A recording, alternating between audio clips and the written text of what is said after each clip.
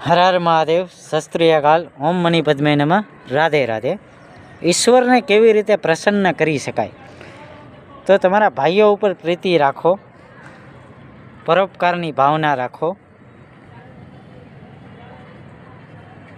તમારો સ્વભાવ નિર્લોભી રાખો, લોભ ના રાખો, બરાબર. પોતાની પાસે જે હોય એમાં સંતોષ રાખો અને ખાતરીપૂર્વક ભગવાનની આરાધના કરતા રહ્યો, બરાબર. તો તમને તમારાથી ઈશ્વર પ્રસન્ન થાય, બરાબર. તમારાથી ઈશ્વર ક્યારે પ્રસન્ન થાય કે તમે ખાતરીપૂર્વક ભક્તિ કરતા હો એમ.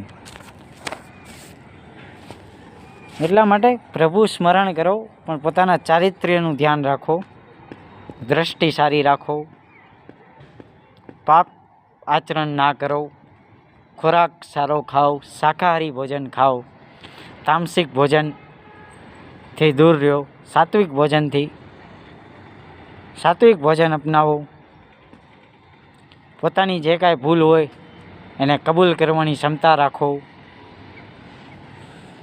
આવું બધું તમે કરો તો ઈશ્વરની તમારી ઉપર અસીમ કૃપા પ્રાપ્ત થાય. હવે અમુક લોકો એમ કહેતા હશો કે ભાઈ હું તો ભગવાનને એટલું ભજું છું, મારી તો કાંઈ ભગવાન મારું કાંઈ કામ કરતા નથી. તો તમારે ખુદમાં પરિવર્તન લાવવાની જરૂર છે. તમારી ભક્તિ કરવાની સ્ટાઇલમાં પરિવર્તન લાવવાની જરૂર છે. તમે એવું બધું કરો, ગાઈડન્સને ફોલો કરો, તો ચોક્કસપણે ઈશ્વર તમારી સહાયતા કરે. વાત સમજાય તો લાઈક કરો, કમેન્ટ કરો, સબસ્ક્રાઈબ કરો. રાધે રાધે. ઓમ નમઃ શિવાય.